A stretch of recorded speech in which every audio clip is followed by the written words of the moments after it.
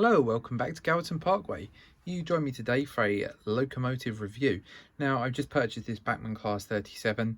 I don't normally do reviews on locomotives, there's plenty of them out there, loads of people do them, but this purchase is a little bit different. It's one of the new Bachmann Class 37s, which is a rep area limited edition. This is the one from up north and in Scotland. I had to purchase this from a shop I've not used before because obviously I'm based down in South Wales, so I couldn't just walk into a shop and grab it. I purchased this online from a company that I've never used before called Time Tunnel Models. Really impressed with the service, ordered it, came pretty much the next day. Yeah, and they can't really fault it, to be perfectly honest with you. So what I do, I'll just take you through a few details on the locomotive. We'll get it out of the box, we'll have a look, and we'll see if I've wasted my money or whether I've made a good purchase. Okay, so the model comes presented in Bachmann standard packaging, nothing to get excited about. There's a cardboard tray on the outside. You've got the locomotive then sat within a block of ice. There's the locomotive, all your usual gumph, service sheet and the product manufacturer, maintenance, care guide, warranty, etc. Obviously, be a male, I don't read maintenance guides because I don't need them. Locomotive itself sits there. You've got your outer sleeve, which once removed then gets you into the fun part where you can get the locomotive out the box. You've got the normal Bachmann Class 37 detailing pack. They really need to do something about updating this. That's not representative of what you find on the front of a Class 37. So if you're a serious modeler and you like to do your detailing like I do, it just doesn't cut it, to be honest with you. There needs to be pipes and hoses in there to be able to represent the locomotive properly. So it's annoying, but that's what they've got. I think we're going to find ourselves in a situation where they're really going to need to up their game, Bachmann, because Accurascale have announced a Class 37, and as Accurascale start releasing more and more variants of this, people are going to stop buying these and they're going to be looking at the Accurascale ones, and you can guarantee that the Accurascale ones will come with all the correct pipes, etc. fitted to it. So anyway, that's the first little rant about it, but it's not something about this product specifically. We knew that would be the case when we bought the locomotive, that it was going to come with that NAF detailing pack. So let's get the locomotive out of the box, have a look and see if there's any issues with it. Okay, so I've got the locomotive out of the box. First impressions are, looking from a distance, it seems to be pretty nice. Looks pretty well put together. Livery looks quite sharp. Happy with that so far. Before I go into too much detail about the locomotive and we get into the nitty gritty and really start looking at it to see if there's any issues, I'll give you a quick history on the prototype of this actual locomotive, just to give you a bit of an idea of what it did in its working life. So the prototype model that this locomotive represents is number 37685 in a BR Intercity livery. And this locomotive was originally released from the English Electric Vulcan Foundry in 1963 as a D6934. The locomotive was first allocated to the Landor Depot in South Wales, where it spent its early career, and in 1974 it was renumbered to 37234 and carried BR Blue. Now in 1987 it emerged from Crew Works, numbered at number 37685, following its conversion to a Class 37/5 locomotive, and it was transferred to the then new IISA pool for Inverness-based Class 37s allocated to intercity services. Prior to taking up the new role, it received an overhaul at Doncaster Works, emerging in Intercity Swallow livery. The locomotive then continued to wear that livery up until recent times, when it was painted in the West Coast Railways livery. The locomotive is depicted in the Intercity livery that we see, which, as I've mentioned, is absolutely perfect for the era that I model, and this model will be appropriate for anybody modelling from around 1987 through to 2005. Okay, so that's all the prototype information out of the way. Let's have a little look at the model up close and see what we think of it. Now, this is just a standard Bachmann Class 37 in essence. It's on a normal Bachmann Class 37 chassis, and it's got a 21 pin slot for a decoder. I'll be popping a Gauge Master decoder in there just for the time being, as that's what I've got in stock. So without further ado, let's get in close and see if we can find anything that we don't like about the model so far. Okay, so I've now fitted the locomotive with a decoder, as you can probably tell by the fact the lights are on the front of the locomotive. Let's have a look at it then. So just to give you some context before we go into the nitty gritty of this model, I paid £144 for it. First thing I've noticed, and I noticed this while I was fitting it with the chip, this pipe here is snapped.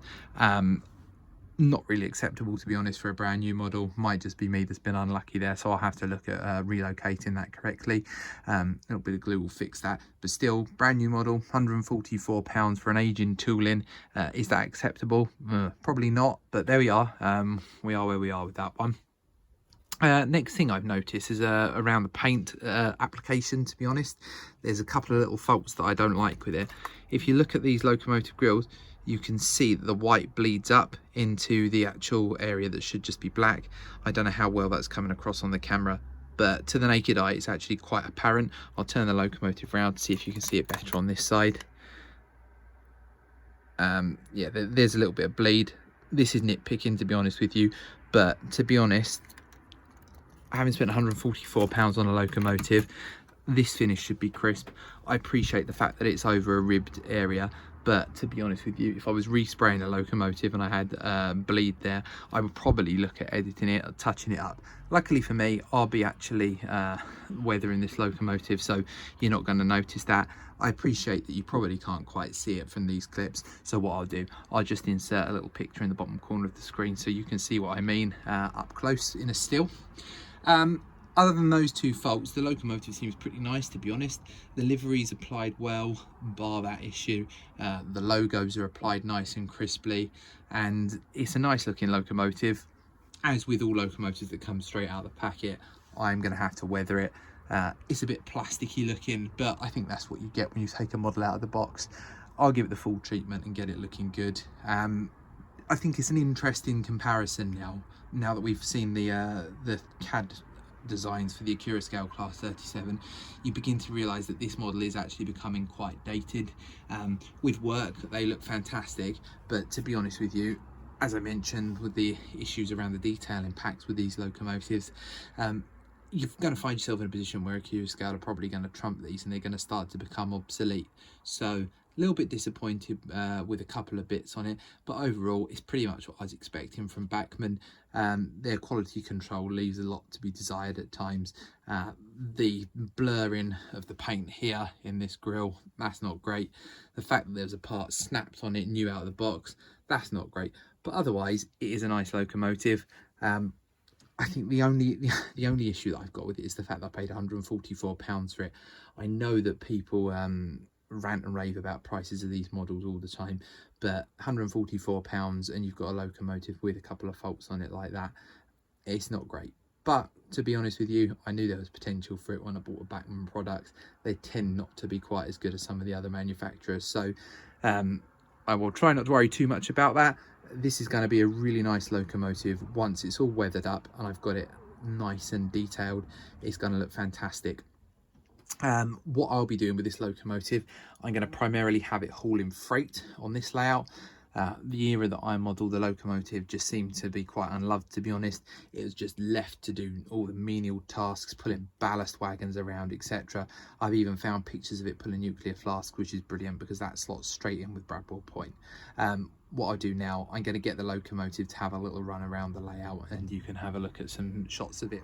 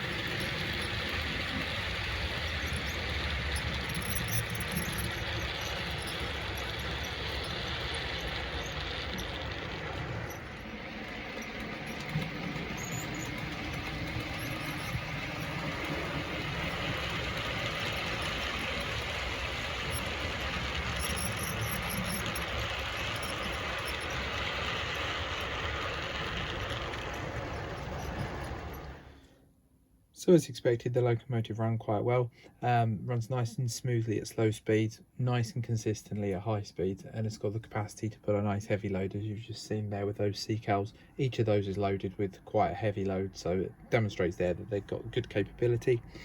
Leaves me really now, I suppose, to draw this video to a conclusion and rate the locomotive. I'll just go with a simple score out of 10. I'm going to give it a 7 out of 10. Obviously I've downgraded it a little bit because there's issues with the detail impact, which I know is expected, but still is something that Bachmann could have addressed. There's a slight issue on the paint job, and there was also the issue with the snap part on the bogie. So for those reasons I do mark it down slightly, but I do think that once the locomotive is weathered and detailed, I'll be getting it closer up to something like a 9 out of 10 hopefully. I will revisit this locomotive in another video once it's been weathered and detailed. The Class 31 from my post-Worley video has been through the weathering treatment, so that will feature also, and I can just show you how I go about transforming locomotives from something that looks like a plastic toy into something that's more like a model. Another quick thing I want to mention just before I go is that I did recently release a video on how to produce foliage or make foliage. It was a tutorial. I'm pretty sure I released it at a very stupid time for most people. It went live at 2 AM in the morning, which I didn't really mean it to. I've now figured out how to schedule the release of videos, so apologies for releasing it at a really ridiculous time. I'll make sure that this video goes out at a sensible time. If you did miss that video, please have a look and check it out. I'll be back hopefully within the next few days with a Christmas special of sorts, and I look forward to speaking to you all soon. Thanks very much for your time. Hope you enjoyed the video. Have a good one. Cheers.